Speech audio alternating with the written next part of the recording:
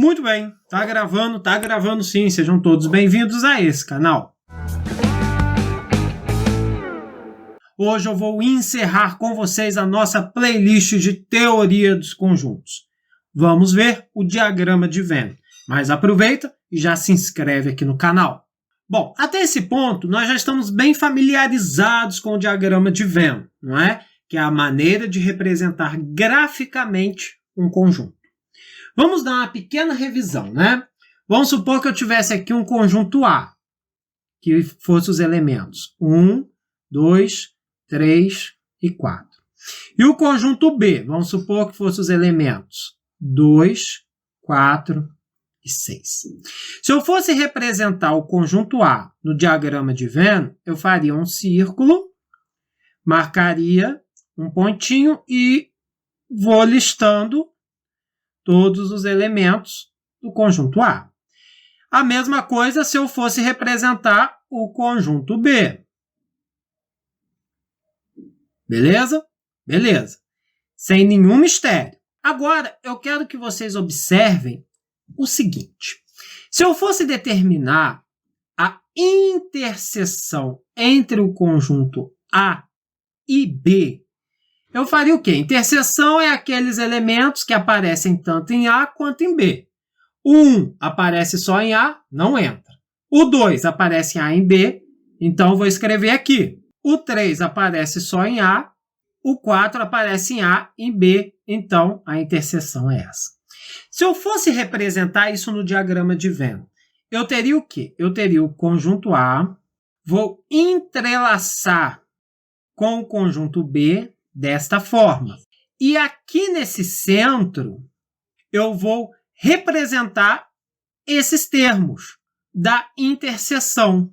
Então, se eu fosse escrever aqui os números, eu ficaria do lado de A, eu ficaria com 1 e 3, A e B, ou seja, a interseção que tem tanto em A quanto em B. Nós podemos pensar isso aqui como se fosse um E, A e B, o que tem em A e B, que é o 2 e o 4. E, por último, o que tem apenas em B, que no caso é o 6. Beleza. Aí o professor vai lá e pede para vocês a diferença entre A e B, ou seja, os elementos que tem em A, mas não tem em B. O elemento 1, ele tem só em A e não tem em B. O elemento 2 tem nos dois. O 3 tem só em A. E o 4 tem nos dois. Então, o 1 e o 3, ele tem apenas no A. Se eu olhar aqui, eu posso ver o quê? Que aqui que eu estou riscando de verde é onde fica apenas os elementos de A, ou seja, os elementos que é A menos B, ou seja, elementos exclusivos de A, elementos que só pertencem a A, ou seja, o A menos B. Obviamente, né, não precisa nem pensar muito, que então, do lado de cá, eu teria os elementos que pertencem apenas a B. Ou seja, em outras palavras, eu teria o B menos A. Que seria o quê, gente? Olha lá, os elementos que pertencem a B, mas não pertencem a A. O 2 pertence a B e pertence a A, não entra. O 4 pertence a B e pertence a A, não entra. O 6 pertence só a B. Opa, é justamente o conjunto B menos A. Então, sempre que vocês se depararem com um diagrama de Venn, que é a junção de dois diagramas. Vamos supor M e N. Esse meio aqui é o meu M e N, ou seja, o M intercedido com N, ou seja, os elementos que tem tanto em M quanto em N. Esse lado aqui são apenas os valores de M, ou seja, o que tem em M, mas não tem em N. E, por último, desse lado de cá, seriam os valores exclusivos de N. Ou seja, tem em N, mas não tem em M. E se eu tivesse, professor, 3 diagramas de Venn? Eu tivesse um diagrama de Venn aqui em cima, outro diagrama de Venn aqui embaixo e mais um diagrama de Venn aqui. Muito bem. Vamos sempre olhar do meio para fora. Essa meiuquinha aqui, ó, vocês conseguem observar que são os valores que tem tanto em G, quanto em H, quanto em I. Então, esses aqui são os valores de G intercedido com H, intercedido com I. Ou seja, pertencem a todos os 3 conjuntos, G, H e I. Esses valores aqui são os valores que pertencem apenas a G e H. Não é? Pertencem só a G e H. Não pertencem a I. Esses valores do lado de cá, analogamente, obviamente, pertencem apenas a G e a I. Ou seja, a interseção apenas entre os conjuntos G e I. Sobrou para mim, aqui em cima,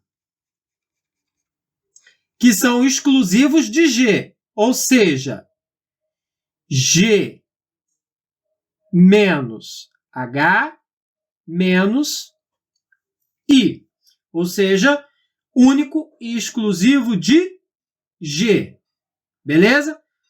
Os valores que tem em G, mas não tem nem em H e nem em I. Obviamente, sem muita dúvida, neste canto de cá, seriam os valores exclusivos de H, ou seja, seriam os valores de H menos os valores de G e menos os valores de I. E no canto de cá, obviamente também, seriam os valores exclusivos de I, ou seja, menos os valores de G menos os valores de H, apenas os valores de I.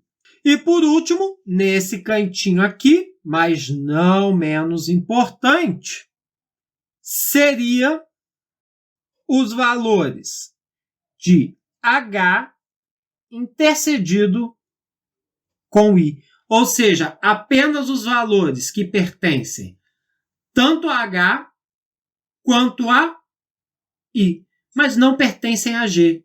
Beleza? Beleza. Vamos ver 2 exemplos práticos do diagrama de Venn, de aplicação dele mesmo. Vamos lá.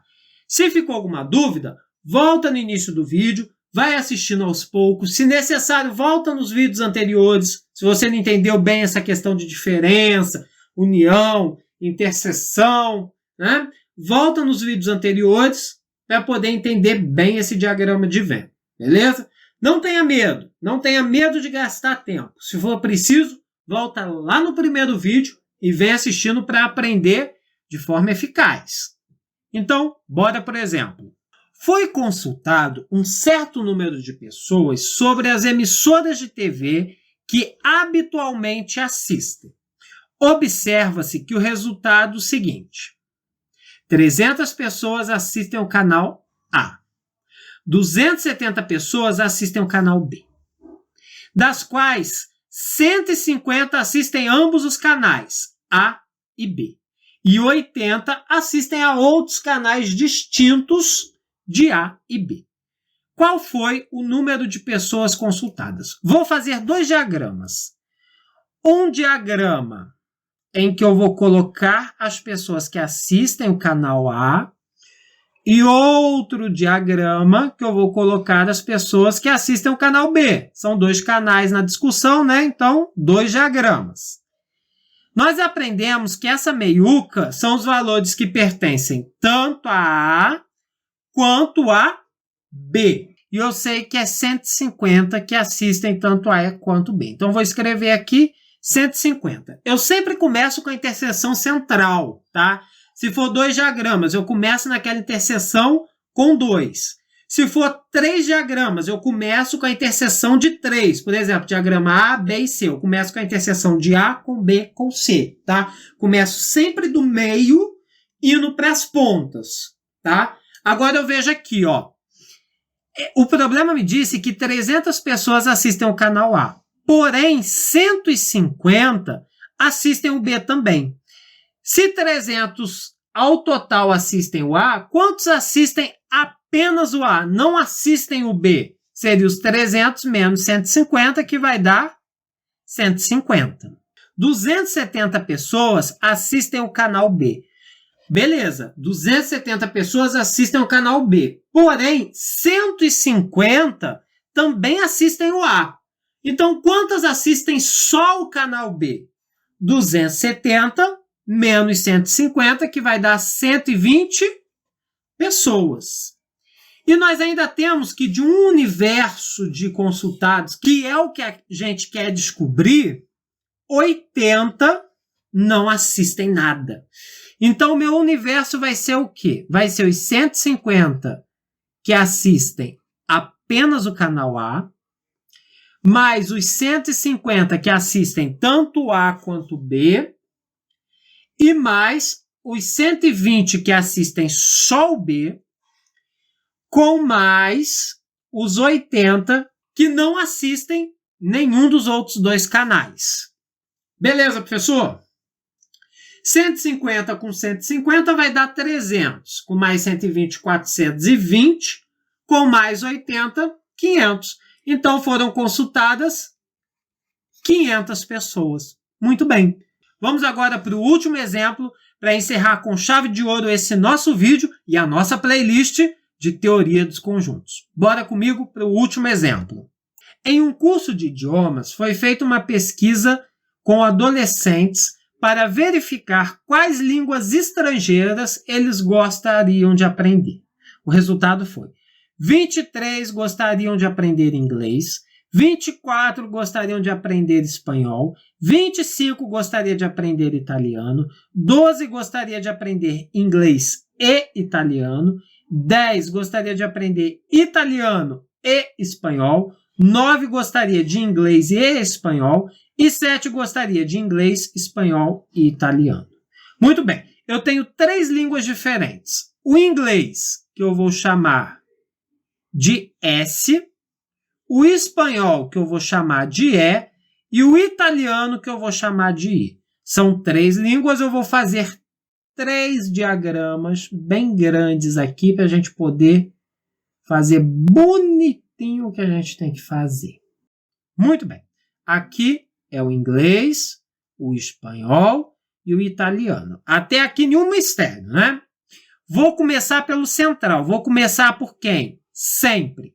Quem escolheu tanto inglês quanto espanhol e italiano. São 7 pessoas. A interseção entre os 3. Tá aqui, ó, 7 pessoas. Vou partir agora para a interseção de 2. Inglês e espanhol. São 9 pessoas. Porém, 7 dessas 9 pessoas também gostam de italiano. Então, 9 menos 7, 2.